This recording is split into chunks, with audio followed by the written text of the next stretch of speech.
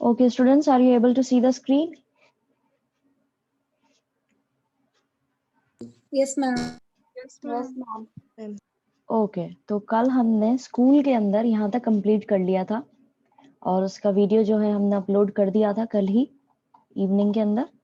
अगर आपको उसमें कोई दिक्कत आई है तो आप मार्क कर लीजिएगा, कल की क्लास जो होगी स्कूल की उसमें हम आपकी प्रॉब्लम सॉर्ट आउट कर देंगे।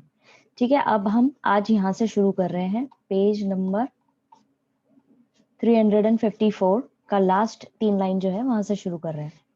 महात्मा गांधी ने जो है उनको छोड़ दिया गया था, जेल से उनको छोड़ दिया गया था फरवरी 1924 के अंदर। और फिर उन्होंने अपना जो अटेंशन है वो देने की कोशिश करी कि भाई हम जो घर के कपड़े होते हैं, मतलब घर का बना कपड़ा यानी स्वदेशी चीजें जो है उसको ज्यादा उन्होंने फोकस करने की कोशिश करी। खादी उन्होंने बुनना शुरू करा और उसके साथ ही उन्होंने कोशिश करी कि भाई अब अनटचेबिलिटी जो है वो पूरी तरह से हट जानी चाहिए। गांधी जी जो है वो एक सोशल रिफॉर्मर की तरह काम कर रहे थे बजाय एक पॉलिटिशियन के। भले ही वो एक राजनेता थे लेकिन वो सोशल रिफॉर्मर यानी समाज को सुधारक होता ना एक, उस तरह काम कर रहे थे। और वो बिलीव करते थे कि भाई फ्रीडम जो है इंडियंस के लिए वो बहुत जरूरी है, इम्पोर्टेंट है। और ये तभी मिल पाएगा इंडियंस को जब ये पूरी तरीके से जो समाज की कुरीतियां हैं जैसे कि चाइल्ड मैरिज, बाल विवाह या अनटचेबिलिटी, ये जब हट जाएंगी तभी हमें फ्रीडम को पाने के लिए जो चीज हम कर रहे हैं वो एक वर्दी लेवल पे पहुंच पाएगा। यानी कि हम उसी लेवल पे पहुंचेंगे जब हम इन सारी कुरीतियों से हट जाएंगे और तब हमें आजादी मिलेगी अच्छे उस पर। इंडियंस जो है उनका फेथ था कि भाई जो ये चीज थी पहले, जो अनटचेबिलिटी वाली चीज थी, उसको लेकर के उसको लेकर के इंडियंस जो है बहुत ज्यादा अपने टॉलरेंस को लेकर के चल रहे थे कि भाई हाँ भाई ठीक है, अब हमें हिंदू और मुस्लिम्स के हार्मनी के साथ में रहना है, भाईचारे के साथ में रहना है। और कहीं ना कहीं ये चीज जो मिसिंग हो गई थी, जो पहले प्री ब्रिटिश राज से पहले ये चीज बहुत ज्यादा अच्छे से चल रही थी, वो अब मिसिंग हो गई थी। तो उसके ऊपर भी काम करना बहुत जरूरी था क्योंकि इंडिया एक ऐसा देश है जहाँ पर अलग अलग रिलीजन के लोग रह रहे हैं। अगर हर किसी को अपने हिसाब से अलग उनको वो जगह दे देंगे कि भाई नहीं यहाँ पर आप अपना देश बना लें, या हर कोई डिमांड करने लगेगा, तो ऐसे तो इंडिया के और टुकड़े हो जाएंगे। तो इस चीज को ध्यान में रखते हुए गांधी जी ने काफी काम किया।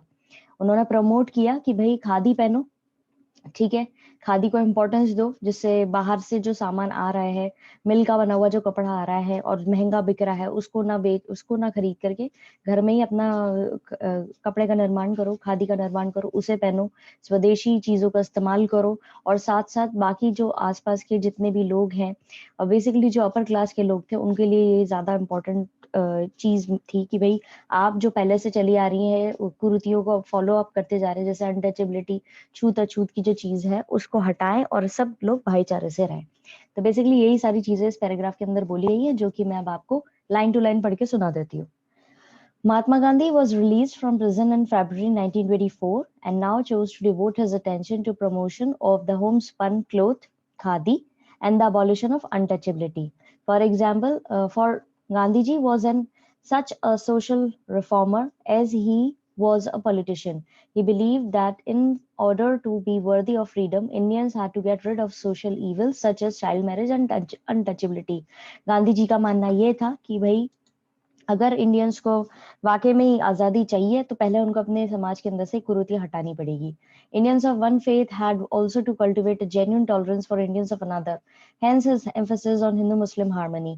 और उनका मानना ये भी था कि इंडियंस को एक अपना विश्वास बनाने के साथ साथ दूसरे की विश्वास को भी सहन करने की वो क्षमता होनी चाहिए। यानी दूसरा व्यक्ति जो है उसके जो विश्वास है, उसके जो कस्टम्स है, उसको सहने की भी, यानी कि उसका सम्मान से उसको सहने की वो क्षमता होनी चाहिए। और इसीलिए उन्होंने ज्यादा जोर दिया हिंदू मुस्लिम भाईचारे पे।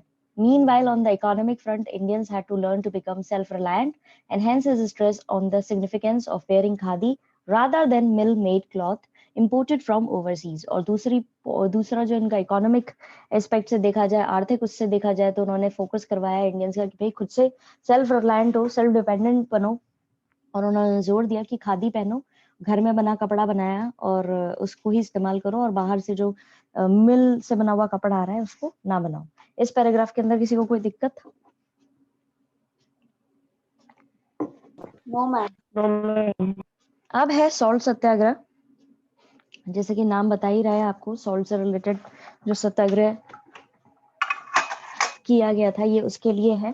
कई साल हो गए थे नॉन कोऑपरेशन मूवमेंट को खत्म हुए और गांधी जी जो है फोकस कर रहे थे सोशल रिफॉर्म पर, यानी समाज को ठीक करने के लिए वो काम कर रहे थे। 1928 के अंदर वो वापस से एंटर होते हैं, सोचते हैं कि भाई अब वापस से पॉलिटिक्स के अंदर मैं एंटर होता हूँ, और उन्होंने एक ऑल इंडिया कैंपेन जो है उसी समय शुरू हो गया था, जो ऑपोजिशन में था व्हाइट साइमन कमीशन के, जो भेजा गया था इंग्लैंड से, और वो अपनी कंडीशंस को चेक करने के लिए भेजा गया था कि भाई कॉलोनीज जो बना रखी है वहां पे कंडीशंस क्या चल रही हैं। गांधी जी जो है उन्होंने पार्टिसिपेट नहीं किया इस मूवमेंट में, लेकिन उन्होंने अपना आशीर्वाद जरूर दिया है इस मूवमेंट को। ये जो all white commission Simon commission था, इसको उन्होंने अपना ब्लेसिंग्स दी। और उसी साल जो है एक और पीजन सत्याग्रह बरदोली के अंदर हुआ था, ठीक है। तो दिसंबर 1929 के मतलब खत्म होते ही जो साल था, उसमें कांग्रेस जो है वो एनुअल सेशन रखता है लाहौर सिटी के अंदर। वहां पर मीटिंग बुलाई जाती है। दो चीजें वहां पर मेन फोकस में थी। पहला तो ये कि जवाहरलाल नेहरू को एक प्रेसिडेंट के तौर पे उनको इलेक्ट करना था, जिससे वो ये जो लीडरशिप है वो यंगर जनरेशन को आगे दे सके। और दूसरा था पूर्ण स्वराज, यानी कि पूरी तरह से कंप्लीट इंडिपेंडेंस। ये जो दो मुद्दे थे, ये दिसंबर के अंत में 1929 के अंदर जो कांग्रेस ने मीटिंग रखी है, सेशन रखा है, उसके अंदर डिस्कस होने थे, ठीक है। अब जनवरी 1930 को 26 जनवरी 1930 को उन्होंने ऑब्जर्व किया क्या, इंडिपेंडेंस डे, ठीक है। इंडिपेंडेंस डे की तरह उन्होंने ऑब्जर्व किया इसको, और नेशनल फ्लैग जो है जगह जगह अलग अलग देश के अंदर फहराया जाने लगा, और पेट्रियोटिक सॉन्ग्स जो है वो गाने लगे। पूरी तरह भी ध्यान दीजिएगा, पूरी तरह आजादी नहीं मिली है, लेकिन इन्होंने इंडिपेंडेंस डे की तरह 26 जनवरी को पहले भी एक बार ऑब्जर्व कर लिया था, ठीक है। अब यहाँ पर क्या हुआ, गांधी जी ने अपने आप को इंस्ट्रक्शंस दिए, और उन्होंने ऑब्जर्व किया कि ये चीज सही होगी या नहीं होगी। इंडिपेंडेंस डे भी डिक्लेयर कर देना अलग अलग उन चीजों में, या फिर डिक्लेयर ही करनी है तो पूरी तरह पूरी सिटीज पूरे विलेजेस में करो, ठीक है। ये उन्होंने अपने आप को दिया, और बोला कि एक ही टाइम पर एक ही आइडेंटिकल मिनट, यानी कि एक ही समय पर सब जगह पर ये चीज सेलिब्रेट होनी चाहिए, ठीक है, डिक्लेयर होनी चाहिए, वो ज्यादा अच्छा रहेगा। उन्होंने इस चीज को यहाँ पर जोर दिया है। तो अब मैं ये दोनों ही पैराग्राफ्स जो है सॉल्ट सत्याग्रह केस स्टडी, इसके आपको पढ़ के सुना रही हूँ। For several years after the non-cooperation movement ended, Mahatma Gandhi focused on his social reform work. कई सालों बाद जब नॉन कॉपरेशन मूवमेंट खत्म हुआ तो महात्मा गांधी ने समाज को सुधारने का काम शुरू किया।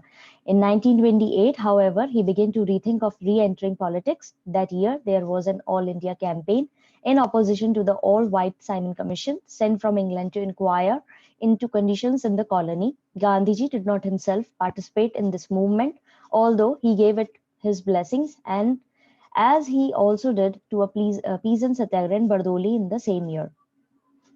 अब यहाँ पर जब इन्होंने वापस से कोशिश करी, सोचा कि भाई वापस से पॉलिटिक्स के अंदर एंटर होते हैं, क्योंकि जेल से छूट के आए थे, इसलिए इन्होंने सोचा कि वापस एंटर होते हैं। तो वहां पर एक ऑल इंडिया कैंपेन ऑलरेडी चल रहा था ऑल व्हाइट साइमन कमीशन के खिलाफ, जिसको भेजा गया था इंग्लैंड से साइमन को, और वो यहाँ पे कॉलोनीज के अंदर क्या कंडीशन चल रही है वो चेक करने के लिए आया था। गांधी जी ने खुद ने पार्टिसिपेट नहीं किया इस मूवमेंट में, बस उन्होंने आशीर्वाद दिया, और इसी तरह उन्होंने एक जो वहां पर पीजेंट सत्याग्रह चल रहा था बरदोली में उसी साल, उसको भी अपना आशीर्वाद दिया था, यानी अपनी ब्लेसिंग्स दी थी। In the end of December 1929, the Congress held its annual session in the city of Lahore. The meeting was significant for two things: the election of Jawaharlal Nehru as president, signifying the passing of the baton of the leadership of the younger generation, and the proclamation of commitment to Poon Swaraj or complete independence. उसी साल दिसंबर के महीने में वहां पे कांग्रेस ने अपना annual session रखा लाहौर शहर के अंदर, और वहां पर उन्होंने मीटिंग रखी दो कारणों की वजह से। पहला तो जवाहरलाल नेहरू को प्रेसिडेंट के तौर पे चुनना था, और दूसरा पूर्ण स्वराज जो है उसको अब उसको कंप्लीट इंडिपेंडेंस के तौर पे फॉलो अप करना था, कि अब हमें पूरी तरह से आजादी चाहिए। Now the pace of politics picked up once more. On January 26, 1930, Independence Day was observed, with the national flag being hosted in different venues and patriotic songs being sung. Gandhiji himself issued precise instruction as to how the day should be observed. It would be good as it would be good, he said, if the declaration of independence is made by the whole villages, whole cities, even it would be well if all the meetings were held at the identical minute in all the places. अब यहाँ पर दिसंबर के महीने में जो annual meeting हुई, वहां पे दो मुद्दे रखे गए। पूर्ण स्वराज का मुद्दा रखा गया। फिर दूसरे साल 26 जनवरी को 1930 के अंदर इंडिपेंडेंस डे ऑब्जर्व किया गया। ये नेशनल फ्लैग जो है वह फहराया गया अलग अलग जगहों पर, पेट्रियोटिक सॉन्ग्स गाए गए यानी देशभक्ति के गाने गाए गए। गांधी जी ने बोला, खुद ने शुरू करा, इंस्ट्रक्शंस दिए कि ये ज्यादा अच्छा होगा अगर ये डिक्लेरेशन जो है इंडिपेंडेंस का वो सारी जगहों पर एक साथ एक आइडेंटिकल मिनट पर हो। ठीक है, इन दोनों पैराग्राफ्स के अंदर यही चीज बताई गई है। अगर आपको कोई दिक्कत आई है तो आप लोग कभी पूछ सकते हैं। No, ma'am, no problem. Okay, फिर गांधी जी ने सजेस्ट करा मीटिंग का। ठीक है, जो टाइम था मीटिंग का कि भाई किस तरीके से होना चाहिए, ट्रेडिशनल तरीके से होना चाहिए, ड्रम बीटिंग होनी चाहिए। ठीक है, सेलिब्रेशन जो है एक नेशनल फ्लैग से स्टार्ट होना चाहिए, और बाकी दिन जो है वो कंस्ट्रक्टिव वर्क होना चाहिए कि भाई आप चरखा चलाओ, और जो अनटचेबिलिटी वाली सर्विस है उसको अबॉलिश करो, और रीयूनियन करो हिंदूज मुस्लिम्स का। ठीक है, और उनको साथ में काम करो, अगर हो सके तो ये सारी चीजें एक साथ करो, जो कि पॉसिबल, जो कि विच इज नॉट इम्पॉसिबल, जो कि करना इम्पॉसिबल नहीं है, ये सारी चीजें एक साथ की जा सकती है। तो इन्होंने जो इंडिपेंडेंस डे ऑब्जर्व किया था 1930 के अंदर, उस दिन क्या क्या चीजें होनी चाहिए वो यहाँ पर इंस्ट्रक्शंस दिए जा रहे हैं। ठीक है, कंफ्यूज नहीं होना है। पार्टिसिपेंट्स जो हैं वो प्लेज लेंगे कि भाई हम इस जो इंडिया के लोग हैं और दूसरे जो लोग हैं, हम इस फ्रीडम के लिए, ये फ्रीडम जो हमने लिया है ये हमारी मेहनत का फल है, और कोई भी सरकार हमारे हकों से हमें दबा नहीं सकती है, और हम इस चीज को पूरी तरह, अगर कोई कोशिश करेगा भी हमारे हकों को दबाने की तो हम उस चीज को पूरी तरीके से अबॉलिश कर देंगे। ये सारी चीजें यहाँ पे बोली गई थी, जो इन्होंने इंडिपेंडेंस डे 1930 वाला जो ऑब्जर्व किया है उसके अंदर ये इंस्ट्रक्शंस दिए गए थे। Gandhi ji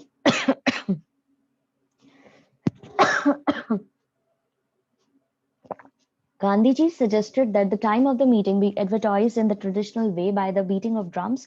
The celebration would begin with the hoisting of the national flag. Then the rest of the day would be spent in doing some constructive work, whether it is spinning or service of untouchables or reunion of Hindus and Muslims or prohibition work or even all these together, which is not impossible. Gandhi ji ने suggest करा कि भाई ये जो meeting का time है ये traditional तरीके से ड्रम बजा करके होना चाहिए, सेलिब्रेशन जो है वो झंडा फहराने के बाद शुरू होना चाहिए, बाकी दिन आप कंस्ट्रक्टिव वर्क करो, या तो आप चरखा चलाओ, या फिर जो अनटचेबल्स है उनकी सर्विस करो, उनकी सेवा करो, या फिर हिंदू मुसलमान जो है उनकी रियूनियन करवाओ, या फिर जो प्रोहिबिशन वर्क है वो मत करो। ठीक है, या सारी चीजें जो है एक साथ करो, जो कि करना इम्पॉसिबल तो नहीं है, कर सकते हैं आप। ठीक है, participants would take a pledge affirming that it was the inalienable right of the Indian people or as of any other people to have freedom and to enjoy the fruits of their toil, and that if any government deprives a people of these rights and oppresses them, the people have a further right to alter it or abolish it. अब यहाँ पे वही चीज बोली गई है कि भाई आपके पास में हक है, पार्टिसिपेंट्स जो हैं वो प्रतिज्ञा लेंगे कि हम इस एलिएनेबल राइट जो लोगों का है कि भाई ये जो लोग बाग वो ब्रिटिशर्स थे वो बोल रहे थे ना कि ये एलिएनेबल राइट है, इनको कैसे आजादी दे दें और कैसे ये अपने हिसाब से चल जाए। तो यहाँ पे ये लोग वही चीज बोल रहे हैं, ये इनएलिएनेबल राइट है इंडियन पीपल का कि भाई या कोई और व्यक्ति का जो इस देश में रह रहा है, कि भाई उनको हक है कि वो आजादी से एंजॉय करें, और जो कड़ी मेहनत से वो काम कर रहे हैं उसका फल उनको, परिश्रम का फल मिले। ठीक है, और फ्रीडम के जो फ्रीडम हर किसी का हक होता है वो भी इनको मिले, और कोई भी सरकार अगर आती है और इनके हकों को कोशिश करती है अपनी मर्जी से टॉयल करने की, सॉरी अपनी मर्जी से टर्न करने की, तो वो इसको अबॉलिश कर देंगे और किसी से भी दबेंगे नहीं। फिर हुआ डांडी मार्च। ठीक है, डांडी मार्च जो है 1930 के अंदर शुरू हुआ था। इंडिपेंडेंस जब इन्होंने ऑब्जर्व किया था उसके बाद में अनाउंस किया कि भाई अब ये जो वो कानून जो ब्रिटिश इंडिया के अंदर थे, ब्रिटिशर्स के द्वारा बनाए हुए थे, उसको पूरी तरीके से, जो इनको बिल्कुल भी पसंद नहीं थे, उसको तोड़ेंगे ये।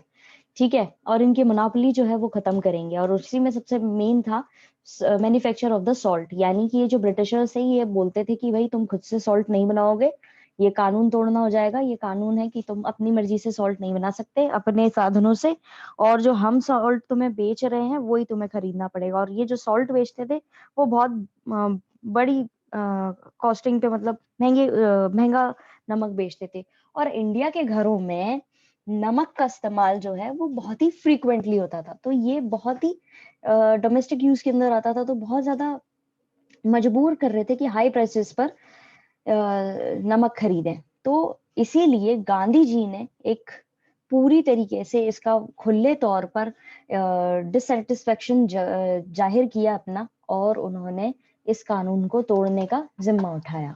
ठीक है, इस पैराग्राफ के अंदर अभी इतना ही है। अभी मैं आपको ये समझा देती हूँ। Soon after the observance of this Independence Day, Mahatma Gandhi announced that he would lead a march to break one of the most widely disliked laws in the British India, which gave the state a monopoly in the manufacture and sale of salt. His speaking on the salt monopoly was another illustration of Gandhiji's tactical wisdom. For in every Indian household, salt was indispensable, yet people were forbidden from making salt even for domestic use, compelling them to buy it from shops at a high price. जल्दी ही जब independence day observe कर लिया था, तो महात्मा गांधी जी ने declare किया कि भाई अब एक मार्च करेंगे, ये जिसमें ये जो सबसे गंदे कानून उन्होंने बनाए हुए हैं, जिसको बिल्कुल पसंद नहीं किया जाता, वो तोड़ेंगे। और सबसे पहला नाम आया सॉल्ट का। ठीक है, और इन्होंने जो स्टेट की मोनोपोली थी कि भाई वो खुद ही सॉल्ट बना करके हाई प्राइसेस पे बेचते थे, और ये गांधी जी को बिल्कुल भी पसंद नहीं आया था। और इसी का उन्होंने तरीके से, अपनी बुद्धिमत्ता से उन्होंने इस चीज का क्या करा, एक अगेंस्ट में गए इस चीज के। और हर इंडियन घर के अंदर सॉल्ट जो है वो बहुत ज्यादा यूज होता था, और फिर भी उनको मना कर रखा था कि आप खुद डोमेस्टिक यूज के लिए भी नमक अपने हिसाब से नहीं बना सकते।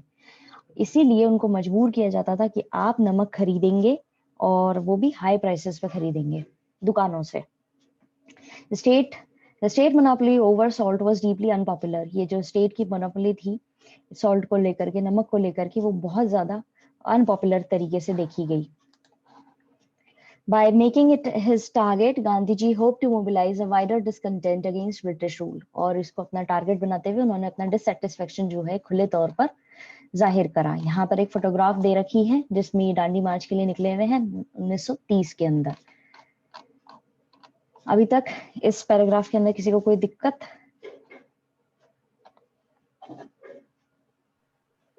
No ma'am. ओके, अब है नो मैम। ओके, अब यहाँ पर बताया गया है कि कई सारे इंडियंस जो हैं उन लोगों को गांधी जी के चैलेंज के बारे में समझ में आ रहा था, और वो ब्रिटिशर्स जो है उनको ये चीज बिल्कुल भी समझ में नहीं आ रही थी।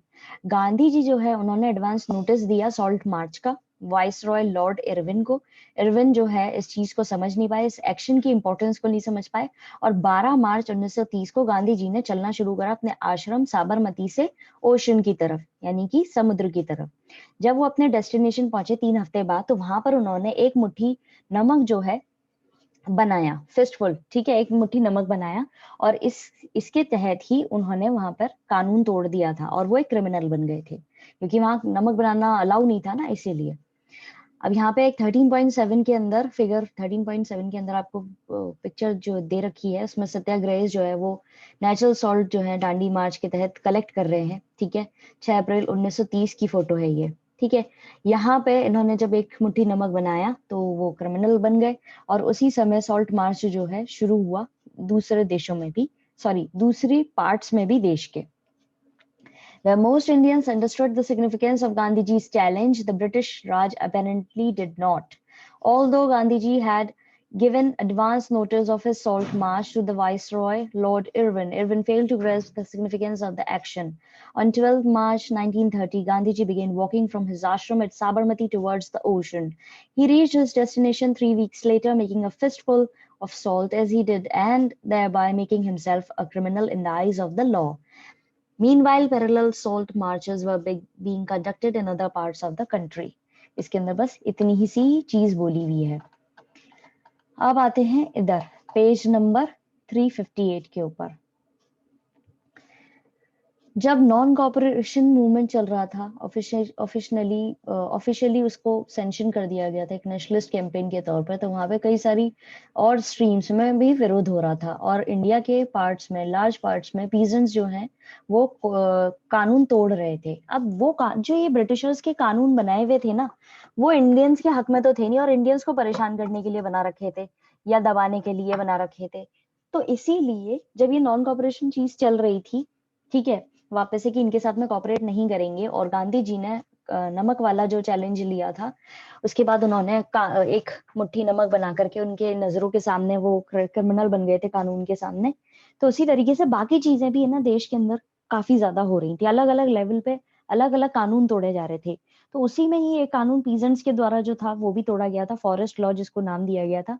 यहाँ पर क्या था, इन्होंने अपने जो जानवर थे उनको छोड़ दिया था वुड्स में, यानी कि फॉरेस्ट के अंदर फ्रीली घूमने के लिए। और इन्होंने क्या कानून बना रखा था कि आप अपने जानवरों को फ्रीली नहीं छोड़ सकते जंगल में चरने के लिए या कुछ भी करने के लिए, आपको बांध के ही रखने हैं। तो कई सारे टाउन्स फैक्ट्री वर्कर्स जो थे वो भी स्ट्राइक पे चले गए थे, जैसे हमने पहले भी पढ़ा है। लॉयर्स जो है उन्होंने ब्रिटिश कोर्ट में जाना बंद कर दिया था। स्टूडेंट्स ने गवर्नमेंट के चलाए हुए एजुकेशनल इंस्टीट्यूट अटेंड करने बंद कर दिए थे। तो वापस से ये सब चीजें शुरू हो गई थी। 1920 से 1922 के तहत गांधी जी ने इंडियंस को बुलाया और सारी क्लासेस को बोला, मतलब जो अलग अलग अपर क्लास मिडिल क्लास जितने भी लोग थे, कि भाई आप कॉलोनियल रूल के खिलाफ अपना डिस्काउंटेंट शुरू करो, यानी कि डिससेटिस्फेक्शन शुरू करो। रूलर्स जो थे उन्होंने रिस्पॉन्ड करा, ठीक है, इस चीज को देखते हुए। और जब सॉल्ट मार्च शुरू हुआ तो करीब 60,000 इंडियंस जो है उनको अरेस्ट किया गया था, क्योंकि उन्होंने नमक बनाया था। और गांधी जी इसमें दोबारा से अरेस्ट हुए। ये चीजें बेसिकली इस पैराग्राफ के अंदर जो है बताई गई हैं। अब इसको लाइन टू लाइन पढ़ते हैं। As with the non-cooperation, apart from officially sanctioned nationalist campaign, there were numerous other streams of protest. Non-cooperation के तहत बाकी ऑफिशियली जो नेशनल कैंपेन शुरू हो गए थे उनमें भी कई और विरोध हो रहे थे। Across large parts of India, peasants breached the hated colonial forest laws that kept them and their cattle out of woods in which they had once roamed freely. अब सबसे पहले इंडिया के और पार्ट्स के अंदर जो सबसे ज्यादा नफरत की जाती थी फॉरेस्ट लॉ से, कॉलोनियल फॉरेस्ट लॉ से, उसको तोड़ा गया। क्योंकि उसके अंदर ये था कि आपको भी कोई आजादी नहीं है फॉरेस्ट में घूमने की, ना ही आपके जानवरों को कोई आजादी है, जहाँ पे ये एक समय पे पहले फ्रीली घूमा करते थे। In some towns, factory workers went on strike while lawyers boycotted British courts and students refused to attend government-run educational institutions. अब वही चीज कि कई टाउन्स के अंदर फैक्ट्री वर्कर्स काम पे नहीं जा रहे थे, हड़ताल पे चले गए थे, लॉयर्स कोर्ट अटेंड नहीं कर रहे थे, स्टूडेंट्स इंस्टीट्यूशन में नहीं जा रहे थे। As in 1920-22, now too Gandhiji's call had encouraged Indians of all classes to make manifest their own discontent with the colonial rule. अब 1920 से 22 के अंदर गांधी जी के कहने पर सारे इंडियंस जो है उनको प्रोत्साहन मिला और उन्होंने बोला कि भाई अब इस कॉलोनियल रूल के खिलाफ आप अपना डिससेटिस्फेक्शन जाहिर करें। रूलर्स ने कैसे, जो ये रूलर्स से उन्होंने क्या करा, जो असंतोष करने वाले लोग थे उनको डिटेन किया, पनिशमेंट दिया। In the wake of Salt March, nearly 60,000 Indians were arrested, among them, of course, Gandhiji himself. और जब सॉल्ट मार्च शुरू हुई तो 60,000 इंडियंस को अरेस्ट किया गया और गांधी जी जो थे वो भी उनके साथ में अरेस्ट हुए। द प्रोग्रेस, अब गांधी जी की जो मार्च थी वो सी शोर पे पहुंची, किनारे पे पहुंची, और कई पुलिस ऑफिशियल्स जो है वहां पे भी आए, वो मॉनिटर कर रहे थे इस मूवमेंट्स को।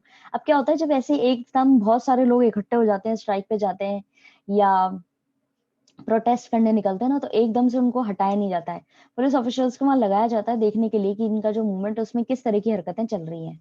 तो वहां पर कई सारी स्पीचेस दी जा रही थी, विलेजेस से निकल रहे थे, जब वो गांव से निकल रहे थे उस रास्ते के बीच में कई सारे स्पीचेस वहां पर हो रही थी, जहां पर लोकल ऑफिशियल्स को बुलाया जा रहा था कि भाई सरकार को छोड़ दो, उसके एम्प्लॉयमेंट जो सरकार के अंदर काम कर रहे थे उसको हटा, वहां से अपने रिजाइन कर दो, ठीक है, और इस फ्रीडम स्ट्रगल में जो ये संघर्ष चल रहा है हमारी आजादी को लेकर के, इसको ज्वाइन करो। इस तरह की चीजें हो रही थी। एक विलेज में वसना करके जगह थी, वहां पे गांधी जी ने अपर कास्ट के लोगों को बोला अगर आपको पूर्ण स्वराज चाहिए तो आपको जो अनटचेबल्स हैं, जिनको आपने अनटचेबल्स की कैटेगरी दे रखी है, उनकी सेवा करनी पड़ेगी। आपको स्वराज नहीं मिलेगा, सिर्फ ये सॉल्ट टैक्स हटा करके, दूसरे टैक्स हटा करके आप पूरी तरह स्वराज नहीं हासिल कर सकते। स्वराज के लिए आपको माफी मांगनी पड़ेगी जो भी आपने अनटचेबल्स के साथ में बुरा किया है। स्वराज के लिए ही हिंदू मुस्लिम पारसी सिख जो है उनको यूनाइट होना पड़ेगा। ये सारी चीजें यहाँ वसना गांव के अंदर बोली गई थी। अब ये सारे जो स्टेप्स ले रहे थे ये स्वराज की तरफ ही थे।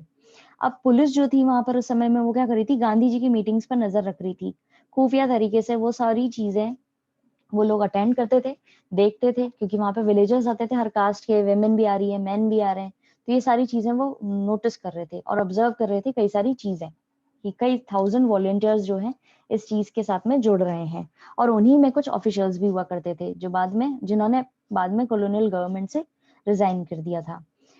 ये सारी चीजें हो रही थी। और फिर डिस्ट्रिक्ट सुपरिटेंडेंट जो थे पुलिस के, उन्होंने अपना गवर्नमेंट को लिखा और उसमें लिखा कि मिस्टर गांधी जो है वो बहुत ही काम और कलेक्टेड हैं और वो पहले से भी ज्यादा पावरफुल होते जा रहे हैं जैसे जैसे वो आगे बढ़ रहे हैं। ये चीज यहाँ पे बोली गई। ठीक है, अब इसको प्रॉपर लाइन टू लाइन पढ़ते हैं। The progress of Gandhiji's march to the sea shore can be traced from the secret reports filed by the police officials deputed to monitor his movements। अब इनकी प्रोग्रेस जो है वो हम जो ये ओशन की तरफ जा रहे थे उसको कैसे एनालाइज कर सकते हैं, जो सीक्रेट रिपोर्ट्स दी गई थी पुलिस वालों के द्वारा जो इनके मूवमेंट्स को मॉनिटर कर रहे थे। These reproduce the speeches he gave at the village en route in which he called upon local officials to renounce government employment and join the freedom struggle। ये जो रिपोर्ट्स थी उनके अंदर बताया गया है कि किस तरीके से इनकी स्पीच जो है विलेजेस के अंदर, जिससे भी ये विलेज थे पास हो रहे थे, जा रहे थे अपनी यात्रा के बीच में, जो जो विलेजेस पढ़ रहे थे वहां पर ये लोकल ऑफिशियल्स को बुला रहे थे, सरकारी नौकरी छोड़ो और देश के हित में, देश की आजादी के लिए जो संघर्ष चल रहा है उसमें साथ दो। In one village, Vasna, Gandhiji told the upper caste that if you are out for Swaraj, you must serve untouchables. You won't get Swaraj merely by the repeal of salt taxes or other taxes. For Swaraj, you must make amends for the wrongs which you did to the untouchables. For Swaraj, Hindu, Muslims, Parsis, Sikhs will have to unite. These are the steps towards Swaraj. The police spies reported that Gandhiji's meeting were very well attended by villagers of all castes, by women as well as men. They observed that thousands of volunteers were flocking to the nationalist cause। अब इन लोगों ने देखा कि स्वराज की तरफ जो इनके पैर मतलब स्टेप्स बढ़ रहे हैं, ये सारी चीजें मैंने आपको एक्सप्लेन कर दी ऊपर, वही है। अब यहाँ पे पुलिस जो है वो खुफिया तरीके से गांधी जी की मीटिंग्स की रिपोर्ट रख रही थी और वो बता रही थी अपने ऑफिशियल्स को कि भाई यहाँ पे तो हर विलेजर्स आ रहे हैं, हर कास्ट के लोग आ रहे हैं, विमेन भी आ रही है, मैन भी आ रहे हैं और कई हजारों वॉलंटियर्स जो है इस नेशनलिस्ट चीज में जुड़ते जा रहे हैं। Among them were many officials who had resigned from their post with the colonial government। Writing to the government, and the district superintendent of police remarked, Mr. Gandhi appeared calm, collected, and he is gathering more strength as he proceeds। और जो ये nationalist cause के साथ में हजारों volunteers जुड़ रहे हैं, साथ ही साथ कई ऑफिशियल्स उन्होंने भी अपनी नौकरियां छोड़ दी सरकारी और वो भी जुड़ गए हैं। और फिर डिस्ट्रिक्ट सुपरिटेंडेंट ने अपने गवर्नमेंट को लिखा, सरकार को, कि भैया गांधी जी जो है बहुत ही कूल और काम तरीके से प्रॉपर प्लानिंग के साथ में आगे बढ़ रहे हैं और पावरफुल होते जा रहे हैं। किसी को कोई दिक्कत?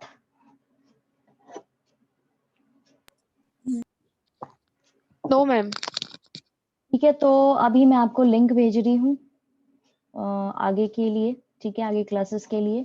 आज हमारी 2 और क्लासेस हमारे पास में है, टाइम पीरियड है, तो मैं वो लिंक भेज रही हूँ, उससे ज्वाइन करिए क्योंकि ये तो खत्म होने वाली है। Okay ma'am.